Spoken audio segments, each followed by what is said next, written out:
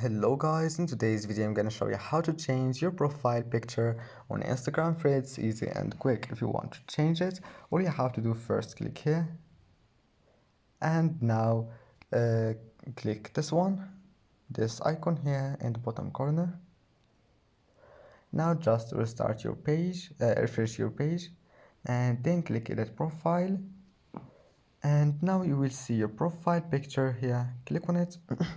Now you can select a new profile picture, or you can import it from Instagram, or you can remove your current picture, and that's it. Just select one of those. If you want to upload it from your device, just click new profile picture and you will have to select from your gallery, and that's it.